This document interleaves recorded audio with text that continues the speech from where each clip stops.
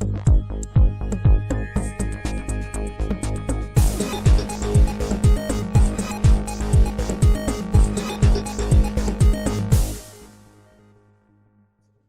everybody. Welcome back to the What the Football channel. This is the BH and Scrubber Show. My name is Scrubber. We're in our third year of doing this. We're just going to do a quick draft, free agent, show, and just cover what some of the free agency has done, and just some minor news that we think is important and talk to you. And of course, the BH and Scrubber Show wouldn't be what it is without our boy BH. Welcome, BH.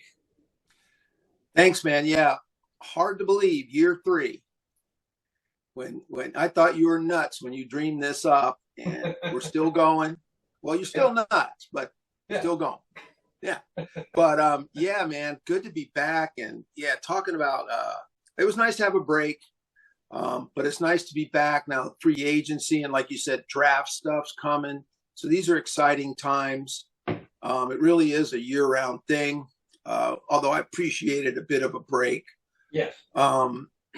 You know, in the small time that we kind of shut things down, big news came. And what I was thinking, the 3 things, you know, last year was not a success. Came close to being a success, really, except for the Cleveland meltdown. But, you know, we love a lot of things about this team, a lot of the players and a lot of the direction. The 3 things we didn't like. Number 1, the quarterback position was not satisfactory. I mean, Wentz is a bomb.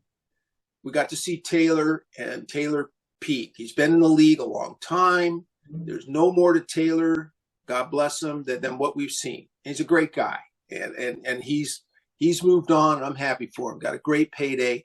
But that's it. And we talked about that. We saw that level with Taylor, and it just needed to be more. The other thing we talked about was very unhappy with the offensive coordinator, with the play calling, the scheming, it just not being prepared, not taking advantage of things. Adjustments at halftime, it was almost like it was week in and week out. And we weren't the only ones. A lot of screaming about that. And then the last one, on-field management, a disaster. Yeah. Like the challenge flag thing. Challenge flag. Yeah. Timeout. Using a timeout in 3 minutes into the first quarter. Yeah. And yeah, situational awareness just drove me crazy. Like, why are you going for it there? And then you go, there was no consistency. One of my pet peeves was with the first, very conservative kind of playing, but, with a little less than 2 minutes left in the first half, it just seemed like we rolled a few plays out and went into the locker room. Yeah. And there was no urgency.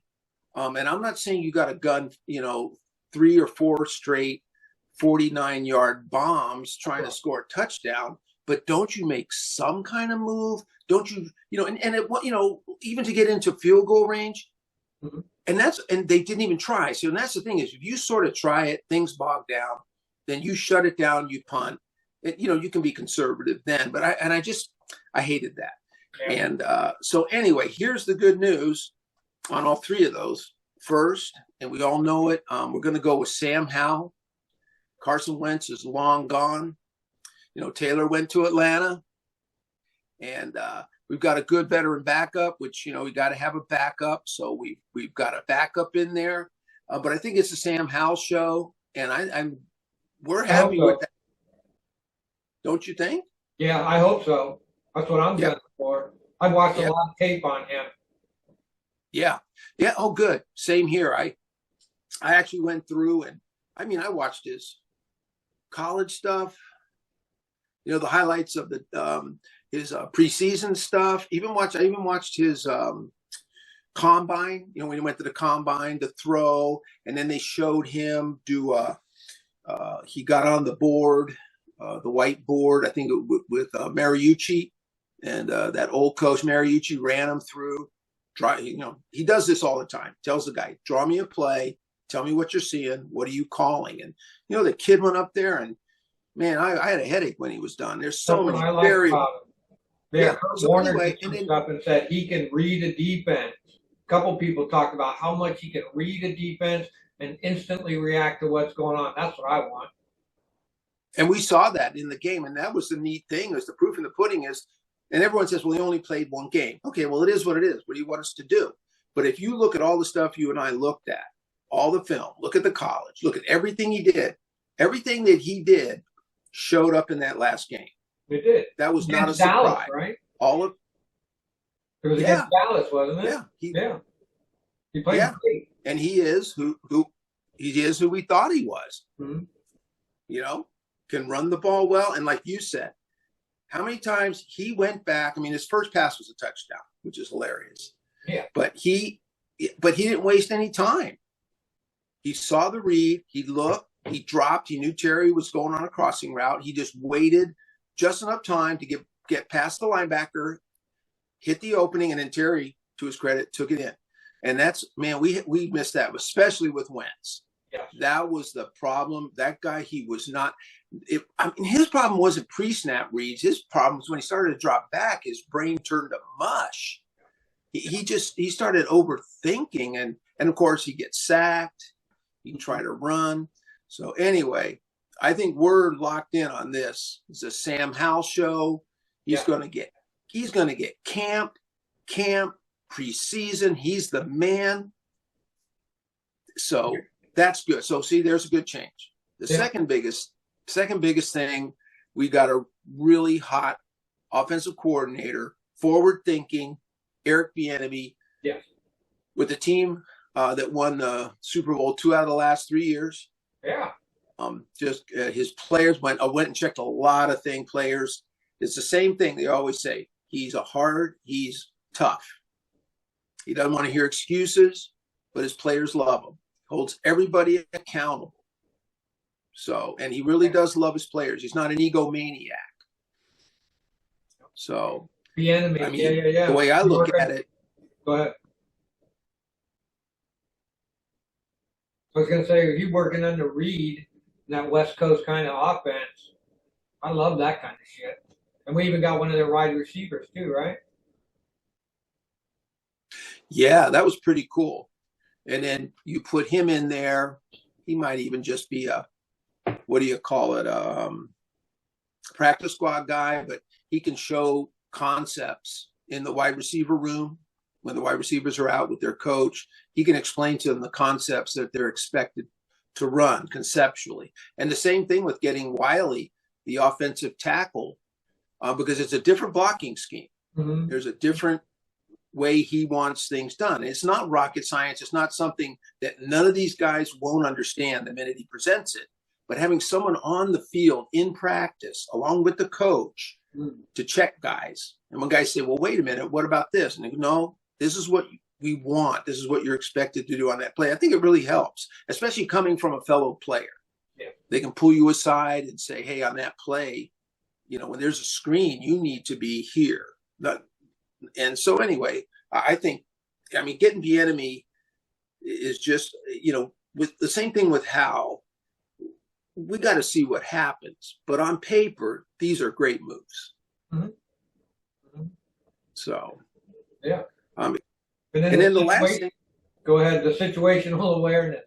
Oh my God! So what they did was someone dedicated to just hire one person to do it. Well, they did it, and what they did was, I think Ken Zampese might have been the quarterback's coach. Yes. And he's been coaching for a long time, and his new title is offensive advisor / game management. Oh, thank God! How about that? We screamed all year for it. Where is a guy? A league with billions of dollars just floating around, and everyone's making more money than God. You couldn't just bring someone in to do just that. Mm-hmm. Yeah. And Zampese's been around a long time. His father was a long-time coach. This guy knows football. And I think probably Bieniemy wants to bring in his own quarterback coach because he has his own style. But that's good. There's some continuity there. The offensive players and the players know Zampese.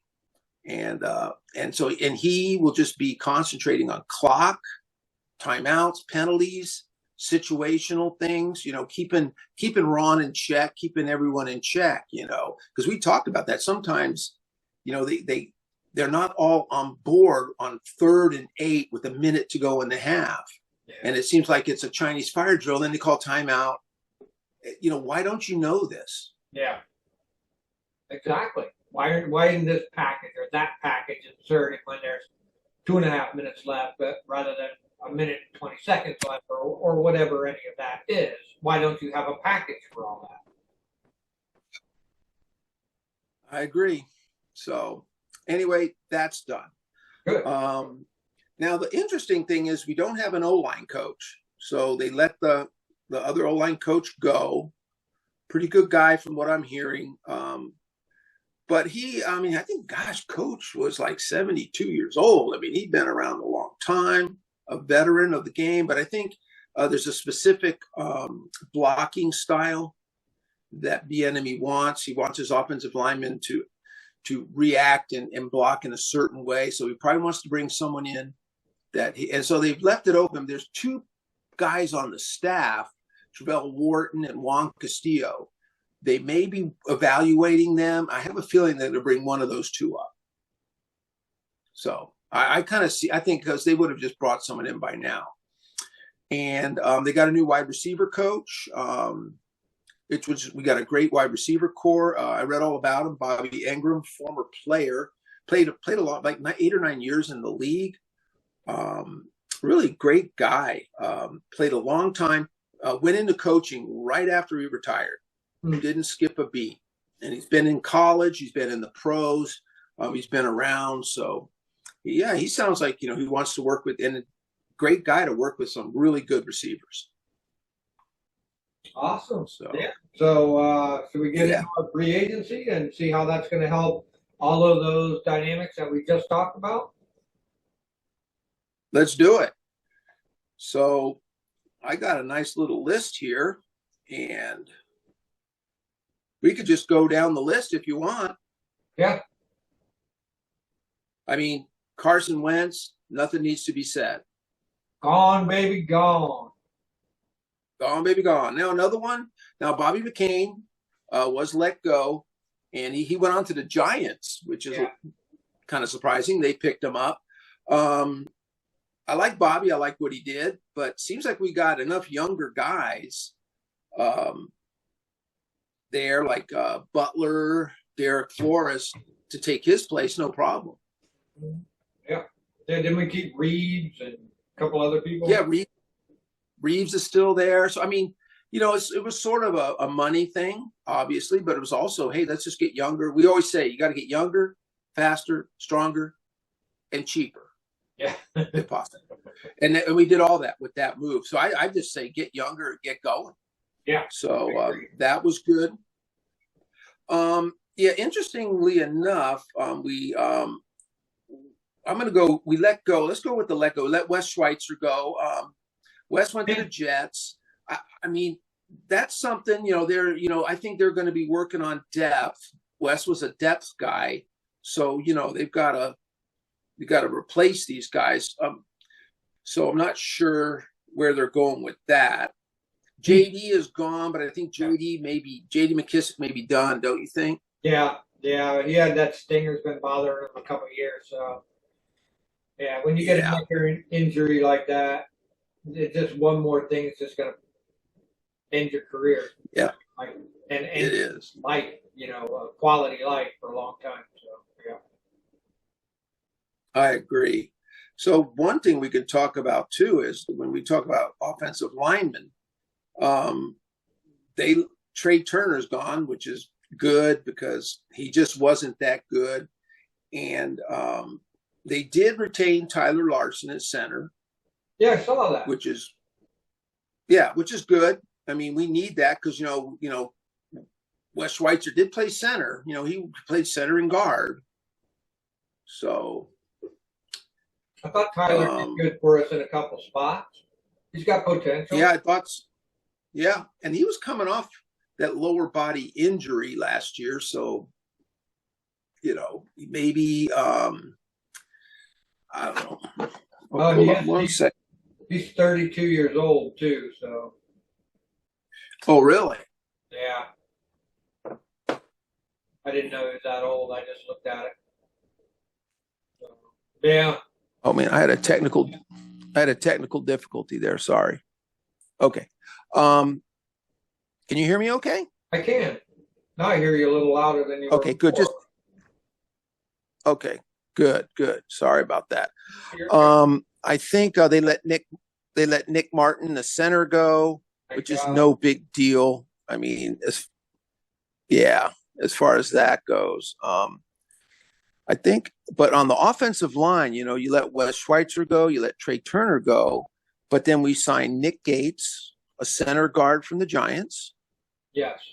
and then we signed Andrew Wiley, the right tackle, who can play guard from the Chiefs. So I think that's a win-win.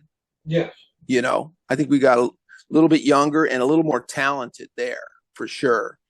Trey Turner seemed to be just, I don't know, his play level just seemed to just crash as the season went on. Not that When good. they started the season, I mean, he didn't play none of the preseasons or anything like that. He didn't play like up until like right when he's supposed to play, and that just was a red flag for me. So a couple of Yep. people were like that. Yep. So yeah, we were able to keep guys like Milo Eifler, Wild Goose, the corner. He's staying, Yeah, I and like him. yeah, Kaliki Hudson staying, Jeremy Reeves, even Nate Jerry, the linebacker. He's basically a special teams guy. Little bit of depth, but he's nothing special. And then Danny Johnson actually got an extension, so Wow. they're going to keep him. And that really surprised me, Yeah, considering how he was kicked to the practice squad last year. yeah. I mean, I thought he was in the permanent doghouse, but he must have really righted the ship, and because they gave him a little extension, gave him more money. So I guess they're happy with where his head's at. I don't know. Yeah. That was weird. So Jonathan Williams was brought back. David Mayo brought back. F.A. Obata has been brought back. So these are all just, kind of backups, nothing special.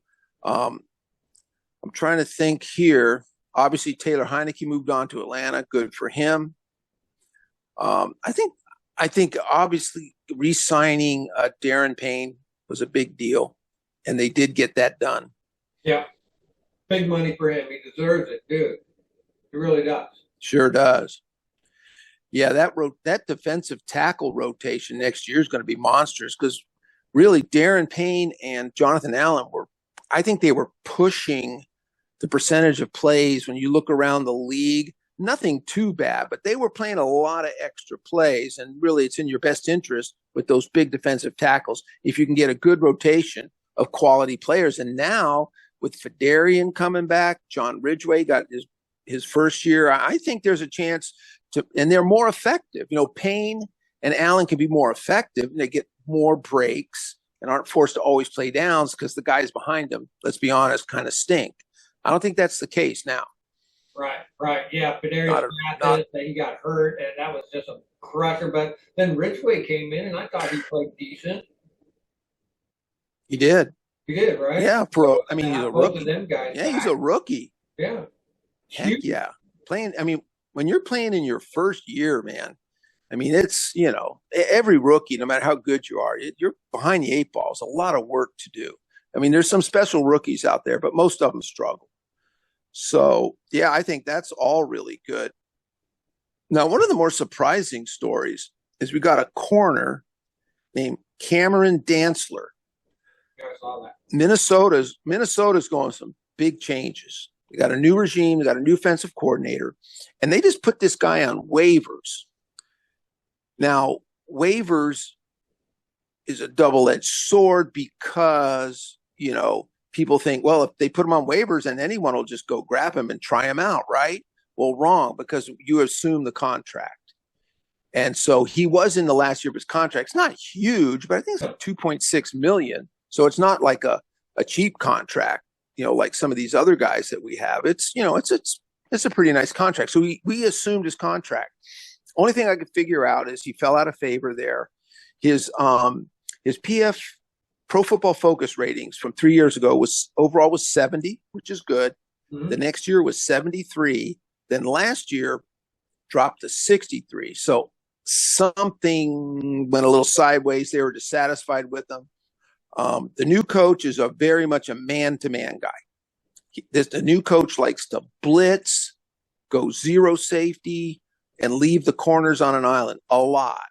And I don't think Cam Dantzler is built that way. Someone like Benjamin St-Juste at, almost 200 pounds and 6 foot something, he might be able to do that. But this kid Dantzler is not bad. Cool. I mean, he is an outside guy. And if he were to come in and play strong, he's a guy that you could put Ben St-Juste on one side, Dantzler on the other. And then either between Kendall Fuller and Ben St-Juste, one of those guys could man the slot because they both played slot. And we might have 3 starters that aren't bad. All right, good deal. So, yeah, Cameron Dantzler is a good pickup. It's just sort of a question mark. He's a mystery, but at 24 years old, he didn't have horrible scores at Pro Football Focus. So I think that was a smart move by them, to be honest. Nice. Okay. Yeah, Bostic. Yeah, I don't think he's coming back. And then Cole Holcomb, we lost him to the Steelers. Yeah. So I have mixed feelings about it, but we got Cody Barton. I don't mind. It seems like a pretty fair trade. Yeah, I think it's very similar players. They got a high floor. They're always going to be solid.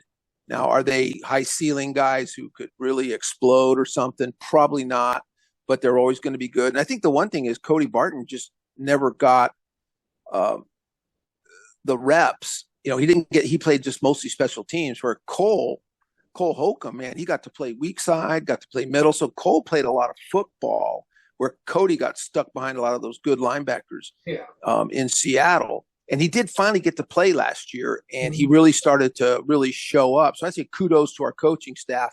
I think we're catching this guy on his ascent.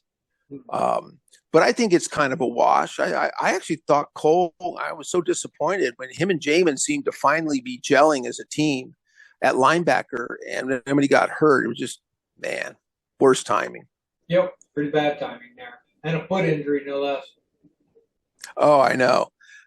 So if we could just probably in the draft, probably looking at some, we got that Jerry guy, but I think he's mostly special teams. We got David Mayo. So let's see what they do in the draft. They may try and bring in some guys, and hopefully we can build better depth because, Bostic and Mayo they're just not what you want, but they're only able to get rid of one of them. Yeah. So, but Mayo. Yeah. I mean, he to me, I think he's got, he's got potential. It's just he never rises to it. So. Right. Yeah, we'll see, man. So it's interesting, the whole linebacker thing. You could almost do a whole show on linebackers. So I don't think we really did. Yeah. So Kaliki they kept, which is good. I like Cody Barton. I'm excited. I love the interviews with him. He seemed like a pretty level-headed guy and was excited. He likes the idea of wearing the green dot, getting the mic in the helmet. He really jumped all over that. He said, I love setting the D where they're supposed to be and sort of being the captain, which I think if you're going to wear the green dot or be a quarterback on offense, you better want to lead people and be a leader, so.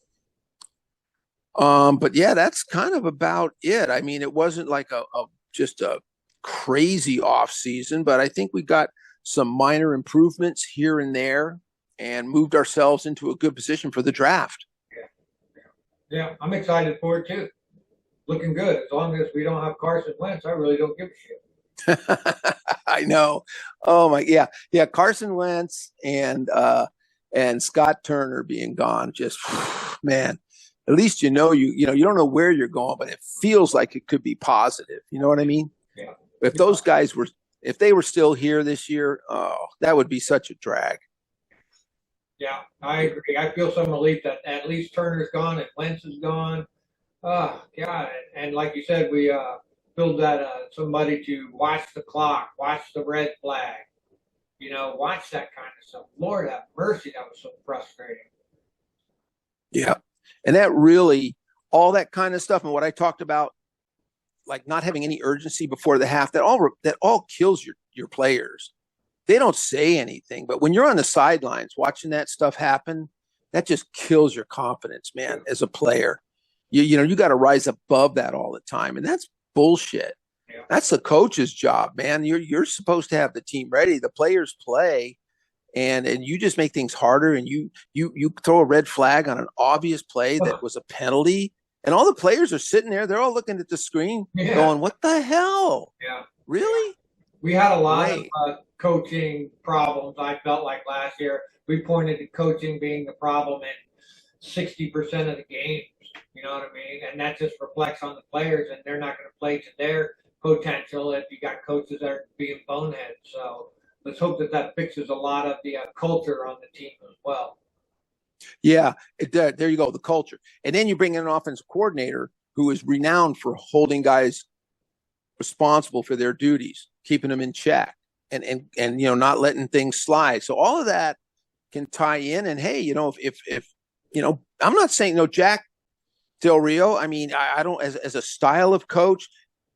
I don't know that he's not an easygoing coach. He strikes me as someone that he holds guys accountable. But also, if you have Eric Bieniemy holding guys accountable, that's going to bleed over everywhere.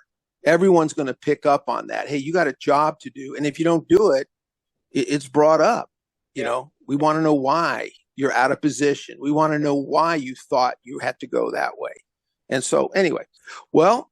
Looking forward, obviously the draft, I've been looking at a lot of players and a lot of mock drafts. I got my list all set. I've got my top 32. I've got my Commanders mock that is ever changing. So yeah, we should do a pre-draft show.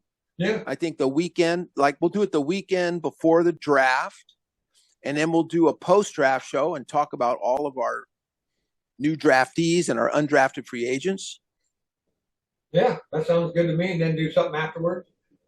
Yeah. We can do like a camp show, something like that. And then before you know it, it'll be preseason. Yeah, maybe a couple more shows and then take a break during the summer. Yeah. Back, a little bit before preseason. There's probably some changes, maybe sell the team, different things like that. Oh, yeah. I think that's coming. That's just a matter of time. I mean, it's going to happen. There's no way it doesn't happen, but They got to do what they got to do. But I think I'm telling you, we've got about 3 to 4 weeks for the draft. I guarantee you during our draft show, I think we're going to know who the new owner is. I'd be shocked if that isn't done. Sure. So, all right, man. Well, let's do that. And you know what? Last year we live streamed our first round pick. We could do that again. Yeah, we could do that. I just got to get in there and see what my troubles were for live streaming before, but I can fix that. Yeah. Oh, yeah, we can go in and do a practice round, but that'd be fun. It was fun last year because they ended up trading. So we're sitting there at 16, and then we ended up going 22 or something. So that was cool. Okay, man. Well, good job, Scrub. Yeah. Glad we're back on it. I think looking forward to a good season, man. Really am. Yeah, the BH and Scrubber Show is back. Thank you, everybody. We appreciate you watching us, and look for us in about, a month? Yeah, 3 to 4 weeks right before, it's at the end of April. Today's April Fool's. Happy April Fool's, everyone. So, yeah.